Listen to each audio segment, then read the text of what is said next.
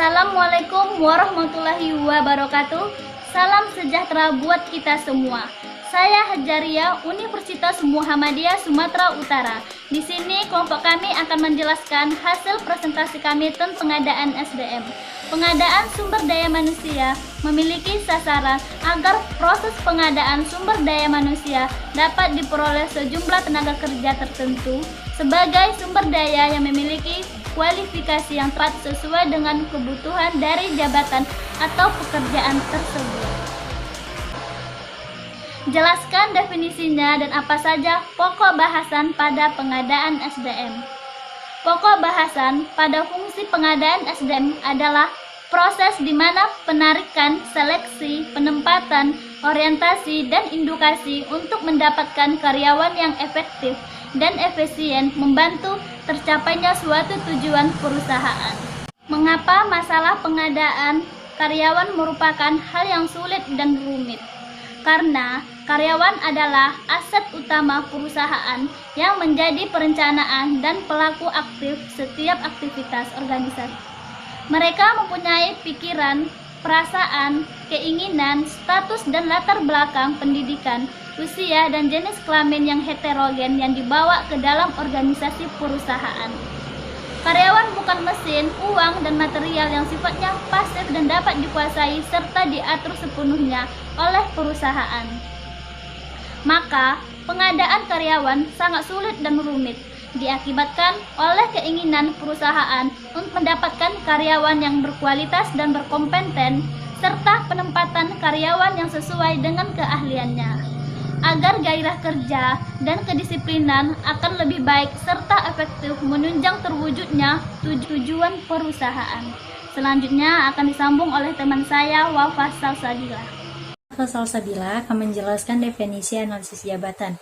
Analisis jabatan adalah suatu kegiatan yang dilakukan untuk mengumpulkan dan menganalisis informasi tentang pekerjaan. Kenapa analisis jabatan itu penting dan diperlukan? Karena untuk mengetahui apakah pegawai tersebut cocok atau pantas menempati jabatan yang diberikan, mulai dari pendidikannya, keahliannya, dan pengalamannya. Dan saya akan menjelaskan kapan dan apa kegunaan dari analisis jabatan itu sendiri. Yang pertama, merekrut pegawai. Yang kedua, menetapkan kompensasi. Yang ketiga, sebagai dasar penilaian kinerja atau performance appraisal. Yang keempat, rencana penelitian. Yang kelima, memastikan dukungan apa saja yang harus dilengkapi termasuk peralatan kerjanya. Selanjutnya akan dijelaskan oleh teman saya. Nama saya Suci Pratiwi. Di sini saya akan menjelaskan tentang desain kerja atau job design.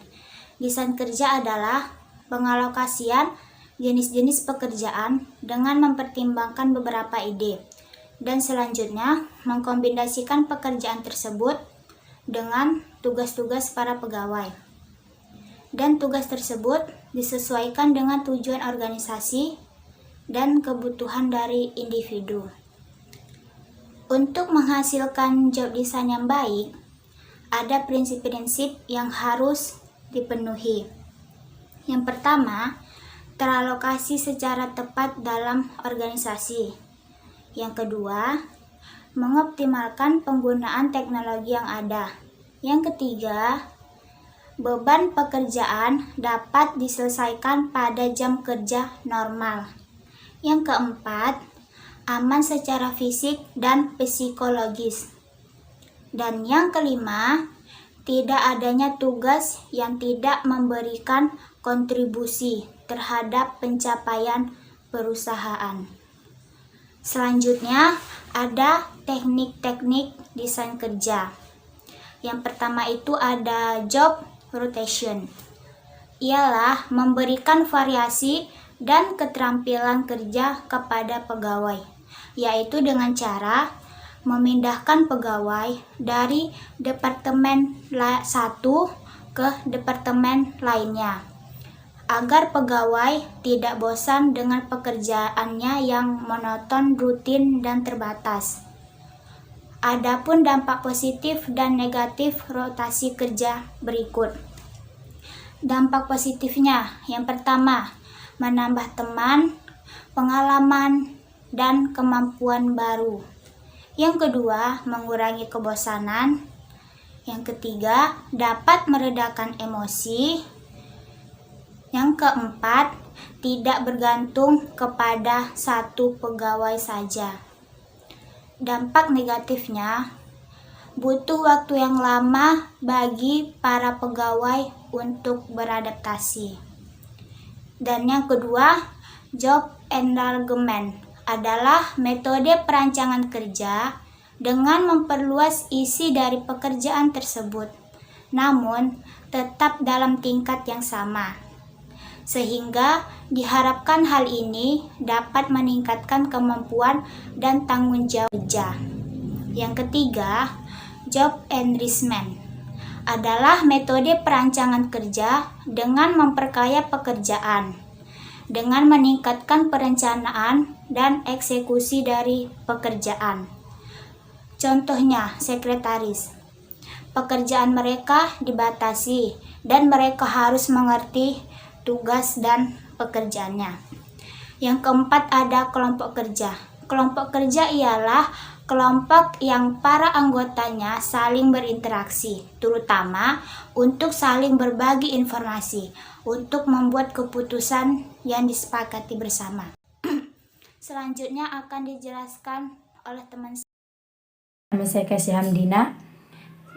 Saya ingin menjelaskan yang nomor 4. Jelaskan definisi menurut para ahli yang akan didapatkan perusahaan jika mempunyai perencanaan sumber daya manusia yang baik. Menurut para ahli, Sedarmayanti, 1. Untuk menentukan kualitas dan kuantitas karyawan yang akan mengisi semua jabatan perusahaan. 2. Untuk menjamin tersedianya tenaga kerja di masa kini maupun di masa yang akan datang. 3. Untuk menghindari terjadinya mismanagement dan tumpang tindih dalam pelaksanaan tugas. 4. Untuk mempermudah koordinasi. 5. Untuk menghindari kekurangan atau kelebihan dari karyawan. 2. Manfaat apa saja yang didapatkan perencanaan SDM yang baik? Manfaat dalam perencanaan SDM yang baik mengantisipasi kebutuhan tenaga kerja dengan berbagai kualifikasi di kemudian hari. Tim HR bisa bekerja secara proaktivitas dalam menemukan kandidat yang sesuai untuk meraih visi dan misi perusahaan lebih optimal. Nama saya Lili Aulia Sasmita Matondang. Di sini saya akan menjelaskan tentang analisis kebutuhan SDM. Kebutuhan perusahaan akan sumber daya manusia di masa datang merupakan salah satu titik sentral dari fungsi perencanaan sumber daya manusia, sehingga perusahaan itu butuh melakukan teknik analisis kebutuhan SDM bagi perusahaan sebagai teknik peramalan untuk memenuhi permintaan dan penawaran sumber daya manusia yang efektif bagi perusahaan. Ini pun ada faktor-faktor yang perlu dipertimbangkan dalam menganalisis kebutuhan perusahaan akan SDM, yaitu meliputi perubahan lingkungan eksternal dan internal. Kedua perubahan tersebut membawa implikasi dalam hal menentukan jumlah dan kualitas karyawan yang tepat bagi perusahaan. Perubahan lingkungan eksternal. Faktor-faktor eksternal bersifat given dan sangat sulit, bahkan tidak dapat dikontrol oleh perusahaan. Contohnya krisis moneter yang sudah mulai dirasakan oleh bangsa Indonesia sejak pertengahan Juli 1997 sampai 2000. Yang diikuti krisis ekonomi merupakan kejadian yang tidak pernah diduga sebelumnya. Akibatnya, terjadilah penurunan kapasitas produksi industri yang cukup tajam dan terjadinya pengangguran besar-besaran, kemiskinan, pertumbuhan ekonomi yang rendah.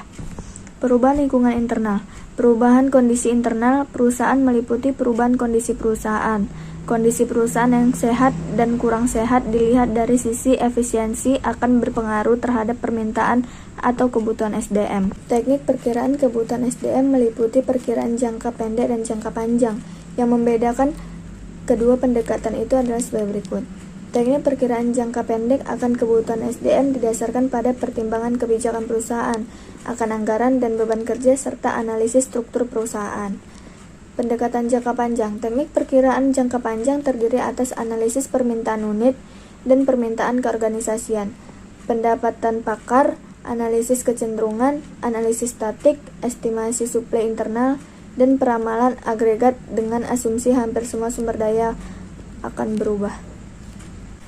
Demikian materi presentasi dari kami, semoga bermanfaat untuk kita semua. Assalamualaikum warahmatullahi wabarakatuh.